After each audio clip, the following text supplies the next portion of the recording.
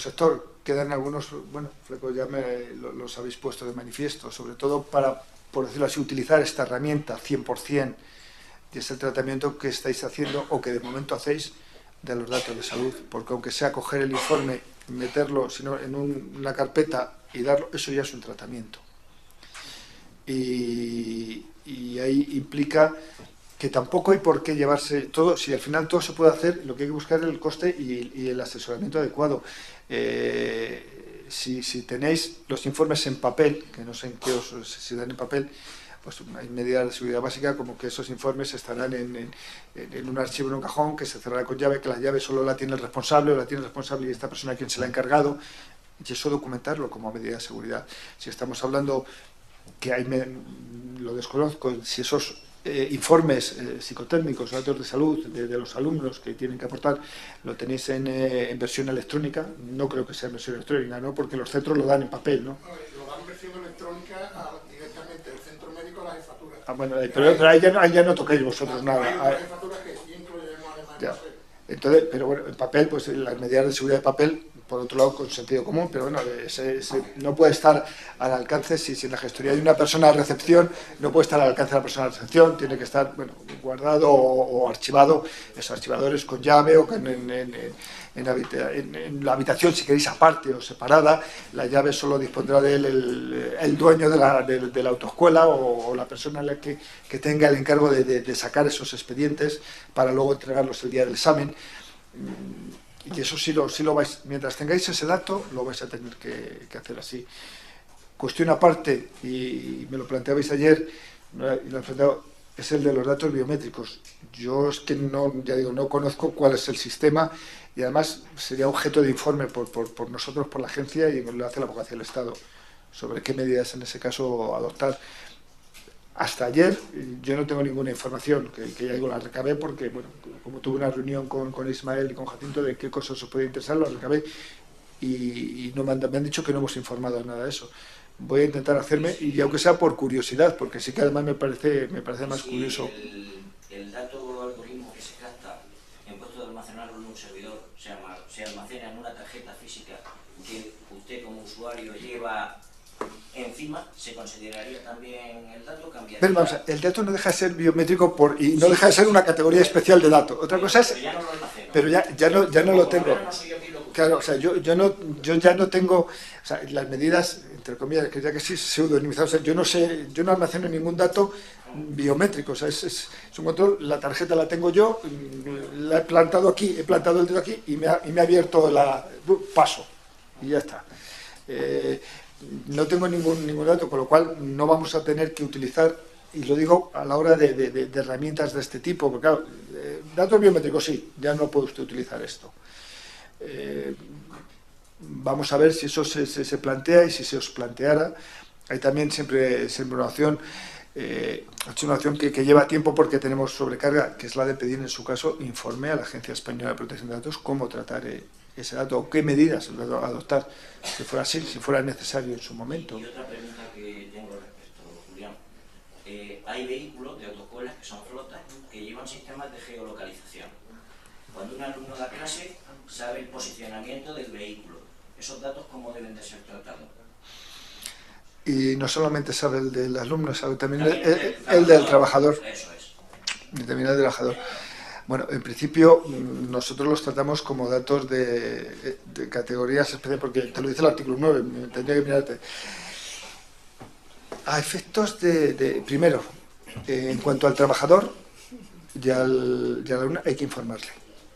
O sea, eso lo tenéis que informar de que hemos impuesto sanciones a empresas que tienen flotas con dispositivos y se han quejado.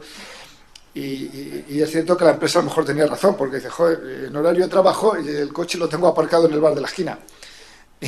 Y sale. Tienes que informar. En este caso, de qué dispositivo lleva. Esa forma parte de la información, Rafael. En esa información que se tenga que dar, si hay autoescuelas que llevan que la flota lleva ese dispositivo, ese tratamiento y es un seguimiento, y además la finalidad. Dispositivos que se pueden activar y desactivar. Sí, pero es que si no lo sabes, ¿cómo sé yo que está activado o desactivado? ¿Cómo es eso? Y la finalidad, ¿cuál es la finalidad de ese dispositivo? Pues la finalidad ahora mismo es para los alumnos, para mostrarles el resultado de las prácticas que van realizando, por dónde van trazando. Sí, puede ser un interés, bueno, es un interés útil, ¿no? Es útil, si lo habéis si lo han puesto alguna, sí, pero hay que decírselo. Muchos vehículos llevan también videocámaras en el espejo retrovisor y ya salen de fábrica con esta posibilidad. Entonces, eso está Y solo, permitido si tú informas al alumno, por favor, informas al profesor. porque además que está grabando el sí, y se mantiene durante y lo almacenáis. Normalmente eso no. Eso se va regrabando. Sí, se regraba. Hay que informar, o sea, todo eso, por favor, o sea, ahí no, por transparencia, que no quede, no cuesta escribirlo, pero que no quede. Los coches van dotados de un dispositivo que no graba datos, si no lo graba, si no lo recoge. O sea, las cámaras, los sistemas de videovigilancia, con la normativa actual que ves por la calle, si te graban, no solamente te tratan los datos y además se constituye un fichero. Si son datos, si son esas cámaras que antes veíamos en muchas tiendas que simplemente te grababan al pasar y que no registraban, no hay fichero porque no se queda datos. Iba a decir un poco por lo de los datos biométricos, buscando una similitud, pero sí es un tratamiento de datos. Y se ve que formar ahora no se ven, que muchos antes te ponían una cámara, pasabas por el escaparate y salías tú en pantalla, pero no se grababa, ¿no? Es un tratamiento. Entonces, si esa cámara que tienen los coches, hay que informar porque hay un tratamiento de datos y luego explicarle todo, si hay grabación, o sea, si se van a guardar esas grabaciones o no se van a guardar y qué finalidad tiene. Porque la finalidad aquí es importante. En los servicios de videocámaras estamos legitimando, y lo legitima el proyecto de ley, el interés en cuestiones de seguridad, fundamentalmente, porque fundamentalmente son para seguridad, de instalaciones o de personas. Tenéis que saber cuál es la finalidad de... ¿La grabación estaría permitida si el objeto de dicha grabación es la formación de los alumnos? No considero... A mí sí, y puede ser, o sea, hay muchas escuelas ahora de colegios que cuando estás en la clase de inglés una exposición te están grabando para que luego te veas y veas cómo lo hagas, pero eso es, y lo digo, es necesario, porque uno de los principios cuando hablamos los datos tienen que ser licitud, y fíjate, se me ha olvidado, y tienen que ser proporcionados, tienen que ser los justos, los necesarios y los adecuados y no excesivos, como es de memoria, adecuados, pertinentes y no excesivos para la finalidad. La finalidad es la formación. No, si la grabación no es del propio alumno, si muchas veces es del entorno del vehículo, o sea, es la vía pública. Y capta datos de terceros. ¿Qué pasa por allí? ¿La bicicleta? La realidad. Sí, si pasa una bicicleta, que se pasa una bicicleta por el lado. Pues si yo con mi teléfono grabo un vehículo con la matrícula y luego lo lanzo a las redes sociales, estoy cometiendo un delito. No, bueno, no es un delito. Una infracción administrativa probablemente sí. En materia de protección de datos al menos sí. Si lo pones en la virtual, no, pero es que me interesa, por intentar ayudar, porque para eso estoy, a lo mejor no puedo. Hay en la agencia, y lo digo, buscar, hicimos unos informes sobre las cámaras que hay para detectar accidentes. En la medida en que el contenido de ese informe se pueda aplicar a ese caso. Son las cámaras estas que van dotadas ya muchos coches que en teoría se ponen en funcionamiento cuando hay una incidencia, la incidencia que tiene que ver con algún incidente de la circulación y que pueda ser dar lugar a un accidente o a alguna lesión. Sobre eso, cámaras on board, que creo que tenemos informe en la agencia, que como no me lo sé de memoria, no puedo, pero sí que puede servir para que lo veáis y en la medida en que se pueda aplicar a lo que me estás contando, porque claro, estás grabando de la gente fuera datos que luego y los estéis almacenando o se va borrando en ese momento. ¿Cómo se borra? ¿Se almacenan? No sé, pero a veces sí se abre para explicar situaciones de tráfico a, por ejemplo, a un alumno que está en teórico. Hombre, aquí, y luego tengo que probablemente a la persona que estés grabando, si me veo, que está la imagen es un dato personal, pero probablemente no sea identificada ni identificable, tú no sepas quién sea. O sea, yo estoy intentando buscar, poniéndome para minimizar las cosas, porque datos lo está recogiendo de terceras personas, eso es evidente. Eso es evidente. Publicaciones de fotografías en página web, revistas, cosas así, si tenés consentimiento y todo. ¿De autoescuelas? No, de personas, de alumnos. Sí, pero de alumnos, sí, pero de personas, pero las webs de quién son, de las autoescuelas. De autoescuela propia, sí, de cualquier empresa. Como difusión, consentimiento, fundamentalmente, porque ahí no es el contrato. Hombre, si se lo ponéis en la relación contractual y usted mientras para que yo le dé clase, no solo le doy clase, sino que usted me tiene, este contrato implica también la difusión de su imagen a modo de difusión, como hacen los colegios, aquí lo asimilo mucho a los colegios, pero fundamentalmente ahí pedir el consentimiento. Sí, otra pequeña cosa. En cuanto a lo que ha comentado usted de la resolución de conflictos extrajudiciales, las asociaciones podríamos realizar esa labor. Primero estamos, hay una cosa importante, es decir, aquí estamos dando los primeros pasos en esta línea. Estamos dando los primeros pasos. He salido tarde a tomar el café porque una de las llamadas que tenía era del adjunto de la directora que me estaba comentando, porque nos interesa mucho. O sea, esta línea de intentar, yo ahora mismo te diría que lo que tendría que ser es que el órgano sea imparcial. Si no es imparcial, como antes comentaba, y claro, todo esto se va mezclando, como antes comentaba, los actuales códigos de conducta que tenemos, los órganos que resuelven las reclamaciones, los interesados, claro, dices, ¿quién los compone? Pues a lo mejor si estáis en una asociación y hay una junta directiva, dice, pues si la junta directiva tiene 5 miembros, dice 3. Entonces se están utilizando sistemas como el siguiente, de momento. Se están utilizando, pues esos 3 forman el comité que conocerá de las reclamaciones que hay ahora de los actuales códigos tipo, se llaman tipo de códigos de conducta. Bien. Pero si resulta que una reclamación es junto a uno de los 3, ese se inhibe, o sea, ese no participa. Y luego, ahora mismo, lo que se suele hacer es asociar a un experto, un consultor, experto en la materia, o que se dedica a la privacidad, a protección de datos, que forme parte también de ese comité para resolver, hasta el momento, de los actuales códigos de conducta. Yo te diría que yo, si fuera el que tuviera que emitir un informe, que ese órgano fuera imparcial, es lo que puedo pedir. Buscando una similitud, es que estamos trabajando en ello, y además voy a ver si me reúno, las juntas arbitrales de consumo, por ejemplo. O, yo no sé si conocéis, es que yo creo que vuestro sector no lo toca, ¿conocéis autocontrol? Que está, sobre todo es de publicidad, ¿no? Es de publicidad. Autocontrol tiene un sistema de resolución de conflictos en materia de publicidad. Las empresas que están ahí adheridas... Me gustaría aclarar un momentito eso. La pregunta imagino que es de una asociación. En CENAE estamos valorando la posibilidad de hacer un código de conducta a nivel nacional para que no empecemos a hacer, por ejemplo, asociaciones particulares que empecéis a hacer ese tipo de código. Nosotros, entiendo que desde la casa lo vamos a valorar y trabajaremos con ellos también. Puede ser interesante. Pero para que no haya 20 códigos de conducta en el sector de autoescuela, que haya solo uno que venga por parte de CENAE.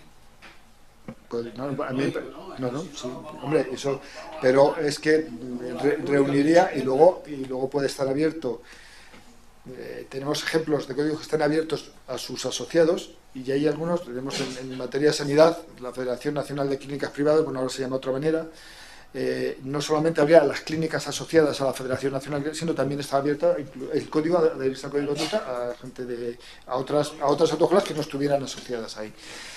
Pero tendría que ser imparcial, o sea, es que si no juez y parte y en un procedimiento evidentemente contradictorio, o sea, yo me quejo, le doy parte al quejado, al reclamado, y con eso resuelvo o propongo una mediación.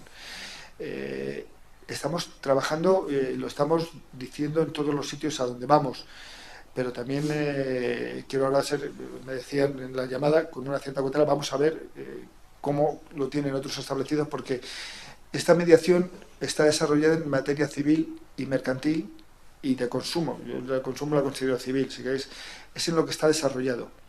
Y aquí estamos dando pasos, por primera vez nos lo permite el reglamento, a través de la figura de los códigos de conducta, que dice que se pueden establecer esos mecanismos, y hemos apostado por ellos en el proyecto de ley, que aunque el proyecto de ley es del gobierno, lo presenta, pero quien ha trabajado ha sido mis amigos de la Abogacía del Estado de casa en él, y hemos apostado por él.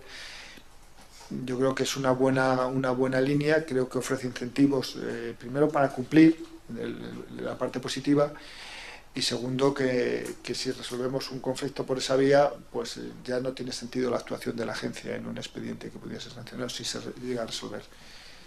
Julián, un detalle, a ver, a nosotros nos regula el reglamento de la Escuela Particular de Conductores, y por imperativo tenemos que hacerle un contrato a todos y cada uno de nuestros alumnos.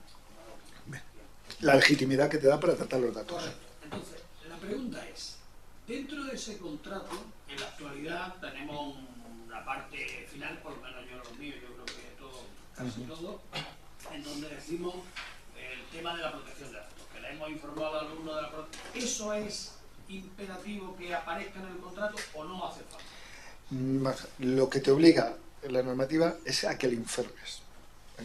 Incluso podría ser hasta verbalmente. Llegas ahí y le dices, mire usted, te lo voy a decir. Lo que ocurre que si hay un expediente, la carga de la prueba de que le has informado te corresponde a ti. Tienes que demostrar que cumple. Te corresponde a ti. Claro, me dices, pues se parece una... Bueno, es así. O sea, la información puede ser incluso verbal. Y además debería de haber una casilla de consentimiento expreso. Si estás con el contrato, la legitimidad te la da la relación contractual.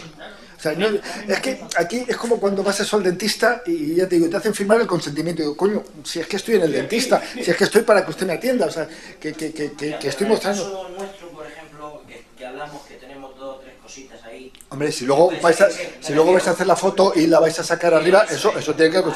Y le tienes que informar de para qué le vas a tomar esa foto y dónde la vas a sacar. La geolocalización, el control biométrico, si consiente o no consiente que se le... Bueno, hay algunas cosas en las que si no consiente, no sé cómo podéis dar la clase. O sea, si al final se acaba imponiendo, estableciendo que para eso tiene que tener el control biométrico, yo me opongo, pues mire usted, pues no puedo venir aquí. O sea, que también vamos a ver en esa información un poco de sentido común, que es lo que aquí no es barra libre, yo esto quiero, esto no quiero. O sea, hay cosas que evidentemente, si yo tengo un contrato y me vais a decir, y voy a utilizar su imagen, o se puede utilizar su imagen en una clase, pues para luego difundir la autoescuela, ¿no? Tengo que decir, y se va a publicar en Facebook, en la red social, en abierto o solo en restringido para los alumnos. Eso es un consentimiento, porque eso va al margen, y estaría más asegurado de la relación contractual a la que te obliga con cada alumno, que es el que... Claro, pero yo lo que me refiero es que, por ejemplo, tenemos distintos tipos de alumnos para distintos tipos de permisos. Entonces, está previsto que de aquí a poco tiempo, en una determinada formación, se exija el control biométrico. Pero ese contrato, que es estándar para todos los alumnos, no implica que todos lleven control biométrico, solamente unos cuantos. Al igual que la geolocalización, que pueda ser algo opcional, que diga, oiga, yo no autorizo a que usted geolocalice mi posición cada vez que doy una clase práctica. Entonces entiendo que sí se debería en ese contrato de advertirle esas condiciones. Sí, no sé, si en el contrato si tú en el contrato te pone que da todo eso y te lo firma el señor, o sea, el contrato de escuela y comprende geolocalización en los vehículos, cámara interior, tal, vale suyo porque se lo está firmando en el contrato, ¿ya? Porque es a lo que yo he consentido contigo, el acuerdo de voluntades. Si el contrato se limita, es un contrato tipo a la formación, y eso por decirlo así, son añadidos. Y además que la autoescuela sea capaz de decir, pues a este señor que no quiere la geolocalización le pongo en el vehículo A, que no lleva ese dispositivo, y está en el B, pues probablemente estaría muy bien, por transparencia y por todo, le pone la casilla y si quiere, con geolocalización, da la clase en los vehículos que lo tienen, y si no quiere geolocalización, en la que no lo tienen. Si va en el contrato, en el corpus del contrato, va en el corpus del contrato. Yo lo he firmado, no sé si me explico. Lo he firmado, pero yo a lo mejor no he leído suficientemente las cláusulas y luego me siento engañado. Pero es que nadie se lee la que te pone los bancos. O sea, sí,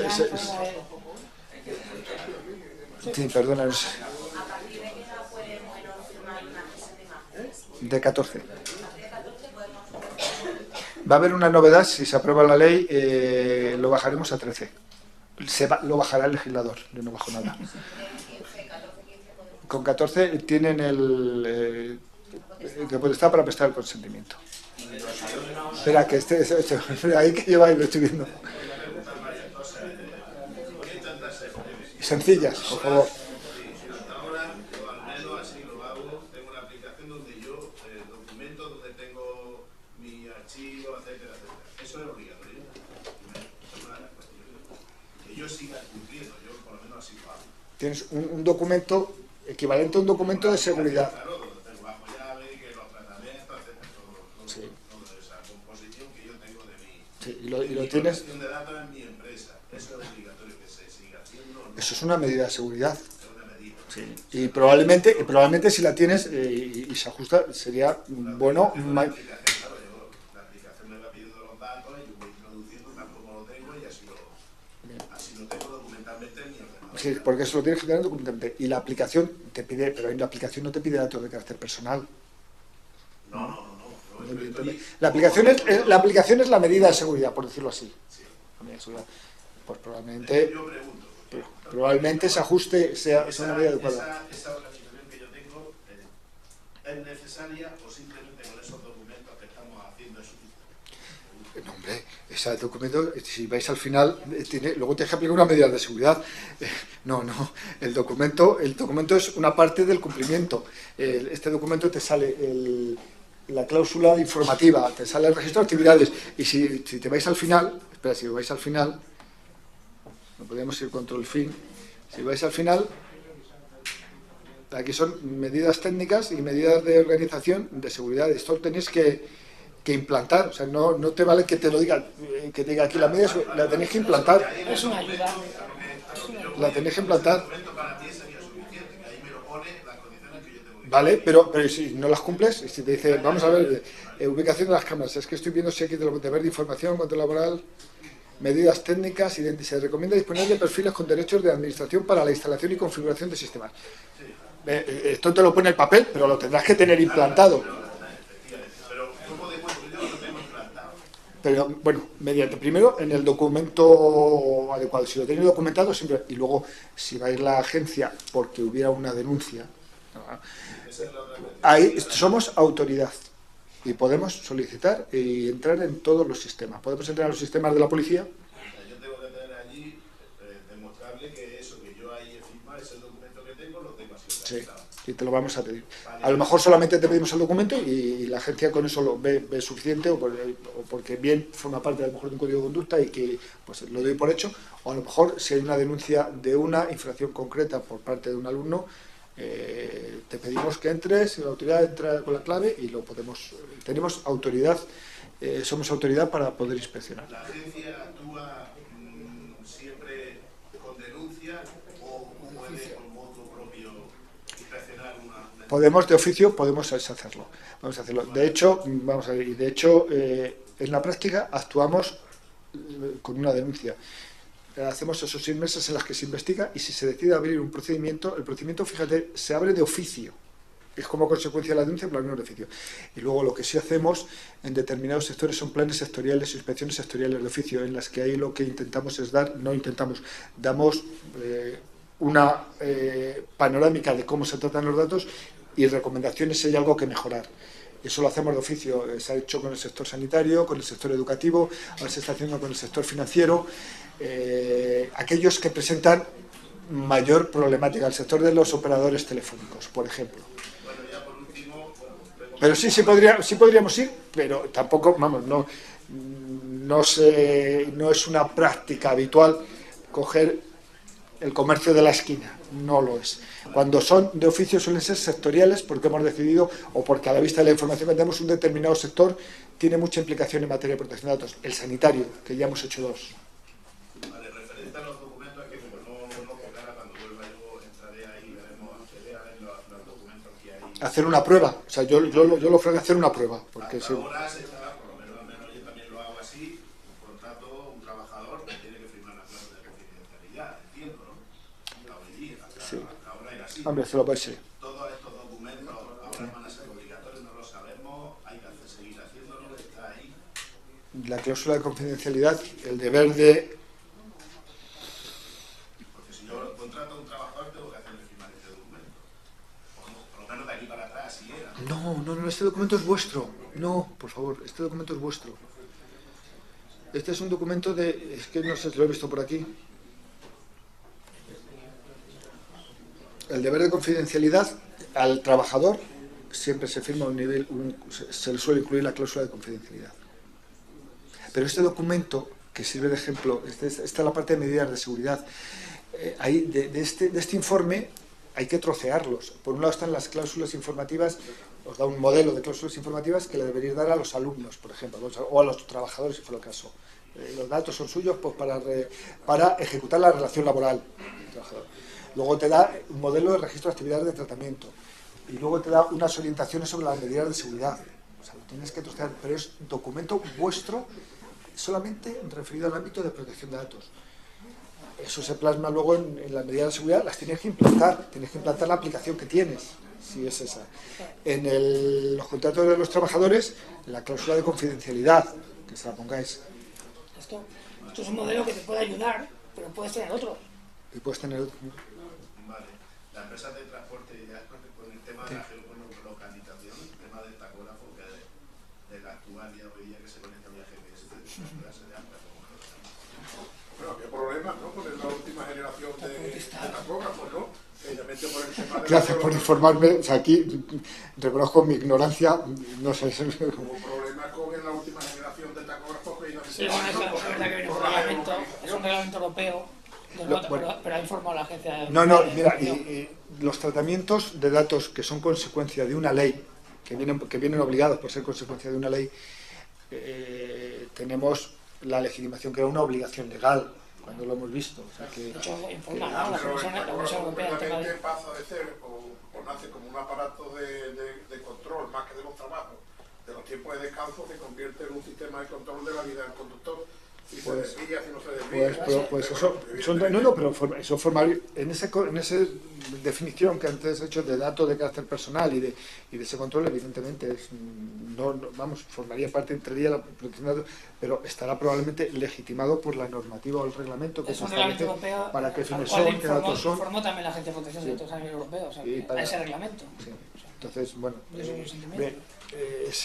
no nos pongamos tampoco como que la protección de datos nos impide ejercer nuestra actividad. O sea, la agencia, me toca a mí la cara, me dice la jefa, de la cara amable, pues si no hubiera venido Pedro Colmenares, que es el de las sanciones,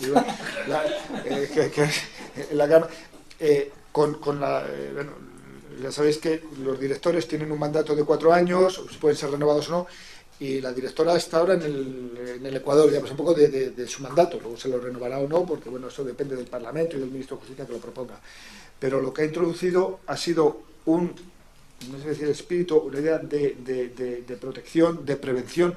Tenemos un plan estratégico que no os voy a pedir que lo veáis, porque solamente protección de datos, y os parecerá, lógicamente, un poco aburrido, en el que el primer eje es la prevención. Que debo la prevención, y en esa prevención, de hecho, mi nombre, si al final acaba, o el nombre de la subdirección o subdirector que sea, se va a acabar llamando Subdirección General de Protección de Datos, porque como el registro desaparece, el nombre que se cambie, si no hay luego otro, con el ánimo de la parte proactiva. Lógicamente no vamos a abandonar el sistema sancionador porque es una obligación legal, pero se está poniendo en la agencia mucho esfuerzo. Todas estas sesiones que estamos dando ahora informativas, hombre, también por la cuenta que nos trae, en la medida que la gente esté informada va a cumplir. Pero lo está poniendo ese foco de proactividad y de querer facilitar en la medida de lo posible. Esto es fruto de la idea de intentar a las pymes y micropymes, que probablemente se vean ahora asediadas pues por mucho consultor, pues facilitarles esa adaptación con herramientas que son para todos. O sea, no tienen coste, no tienen ningún canon. Sí, sí, vamos. Primeramente, voy a ser breve. Quisiera saber si hay que tener algún método de encriptamiento cuando hacemos intercambio de información por los correos electrónicos. Sobre todo pasa con la empresa que te envía toda la información sobre la nota que tú debes de alta en el curso. Si existe que haya algún método de encriptamiento. Deberían estar encriptados. Sería una buena práctica.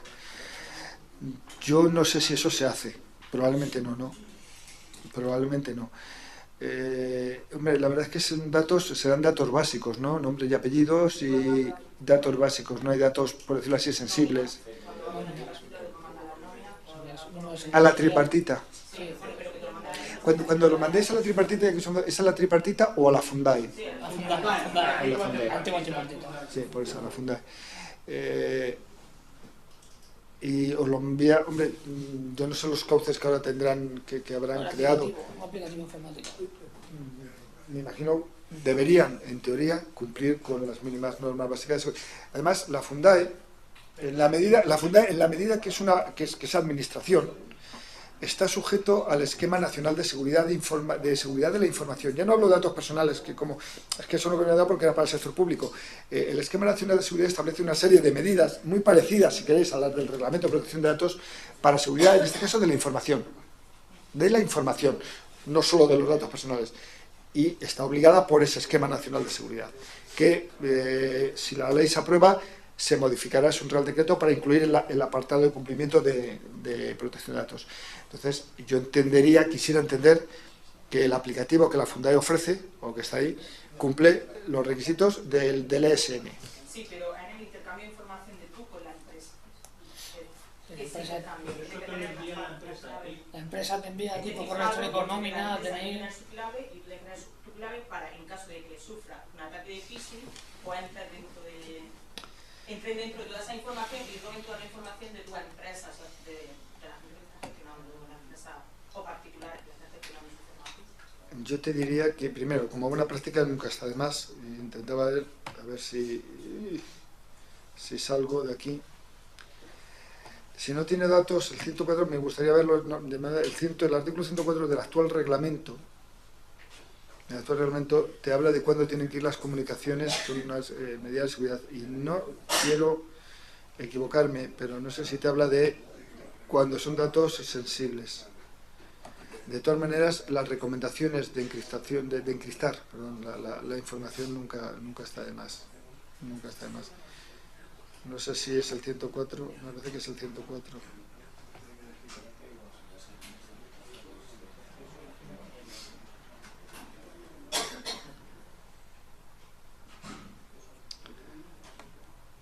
No, el 104 no, el 102. La memoria no me lo sé.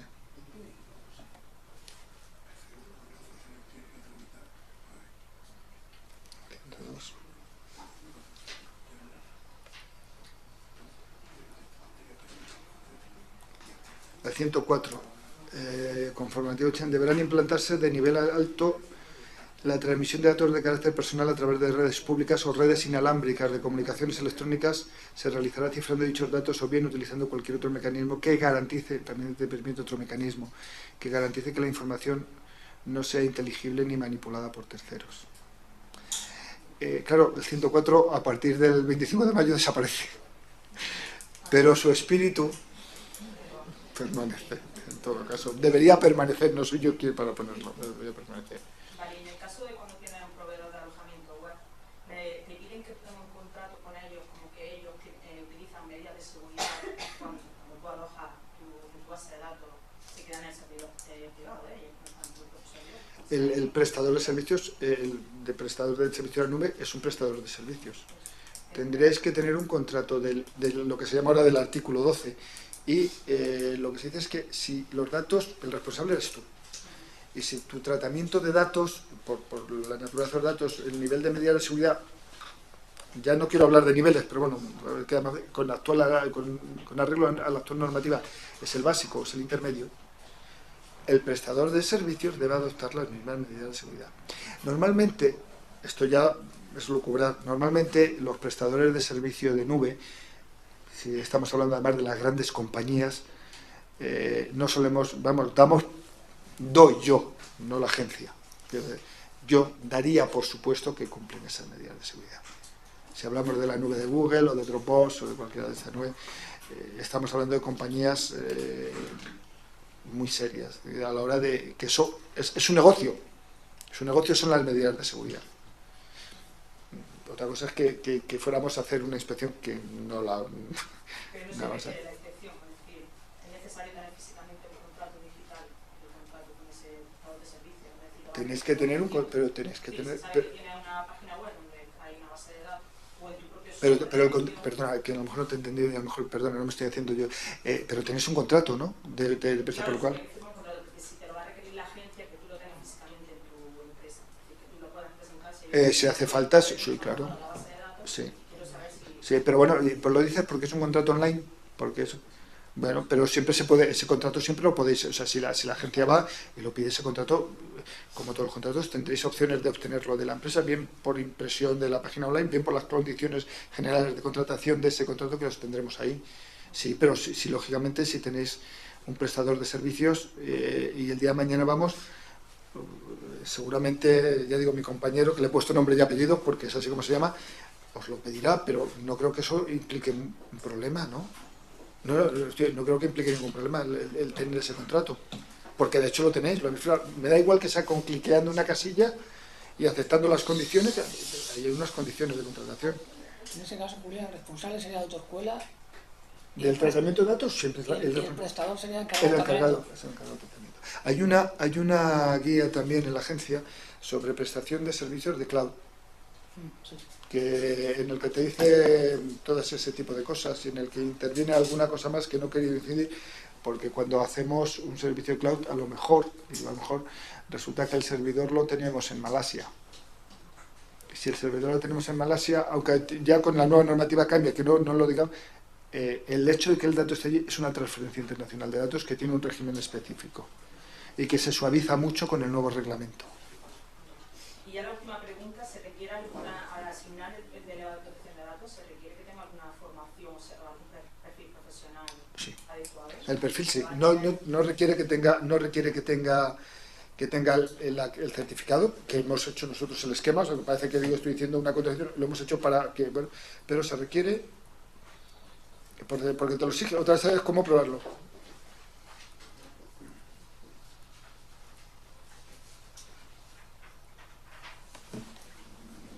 Exige. El Reglamento General de Protección de Datos exige.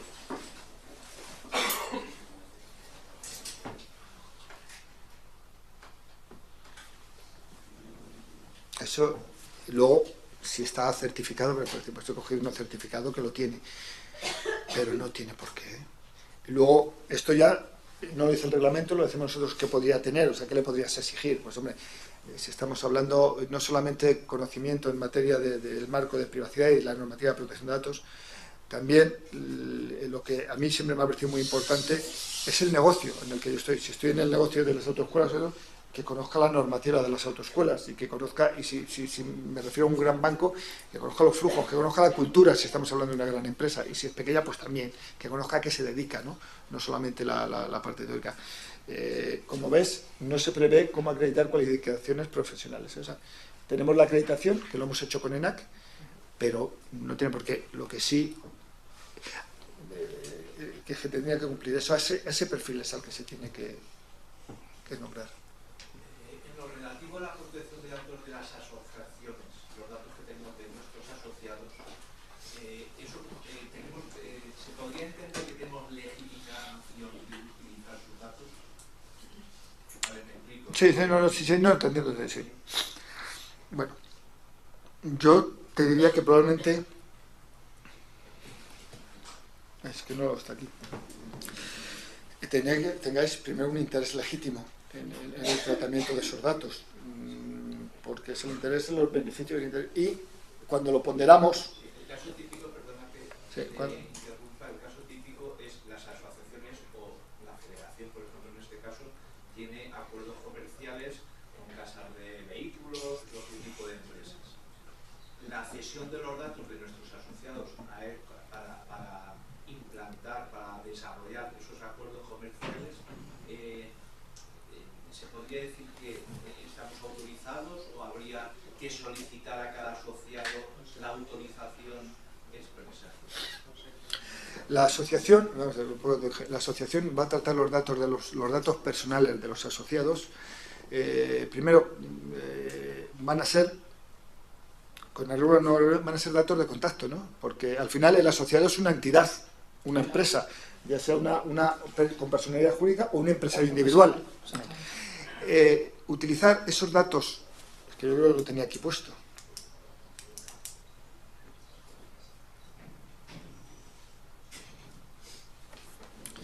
Utilizar esos datos para su localización y para relacionarse con la persona jurídica, porque es una persona la que está detrás de la autoescuela no sé qué, no sé cuántos, SA o SL, o bueno, pues lo vamos a utilizar.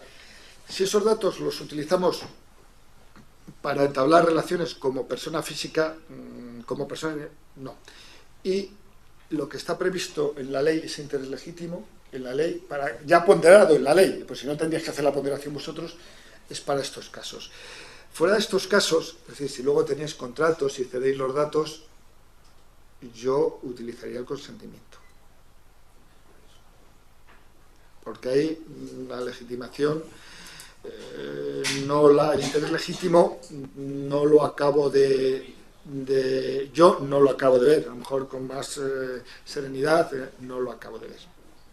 Esa cesión de los datos de las personas físicas, porque ahí además ya no le estás dando, quiero decir, a lo mejor el dato a esa empresa con la que tenéis convenios de la autoescuela SA, sino que le estáis dando el dato porque las ofertas le van a llegar, ¿cómo le van a llegar? ¿Como persona física o como entidad? Porque se lo van a ofrecer a la autoescuela. A veces se hace de dos formas diferentes. Una a través de la asociación es la que transmite esa información a los asociados, y otra vez son las casas comerciales las que se ponen en contacto con dicha autoescuela. Sí que es verdad de que estos datos, si se ponen, ¿ves? Si se ponen en contacto con la autoescuela para ofrecer, en un momento, con la autoescuela, por una entidad, para ofrecer sus servicios, y utilizan los datos de la persona física para ponerse en contacto, para ofrecer sus productos o sus servicios a la entidad, porque yo me relaciono con la entidad a través de la persona física,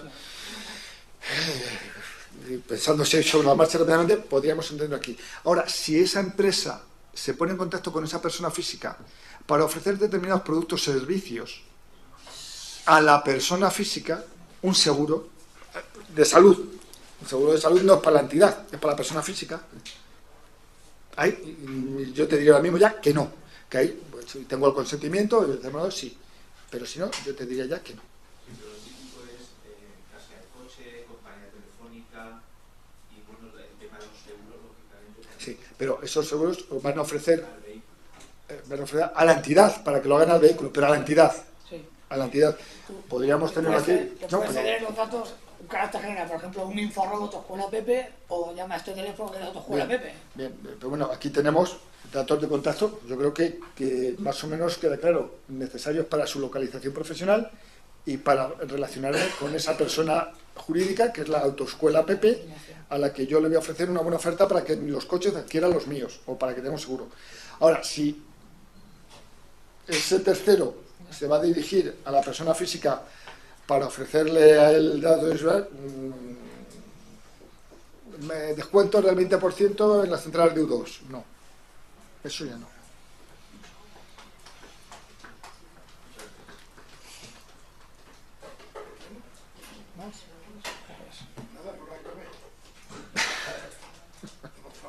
Pues ya está, si no hay más consultas. Pues nada, pues muchas gracias y animo, sí que animo, primero porque mi obligación me toca, pero si estáis interesados, no son fáciles en hacer un código de conducta, valorar también el coste, que puede ser para el sector, a mí me parece un sector muy apropiado para ese código de conducta y no debería ser complicado el código de conducta, no debería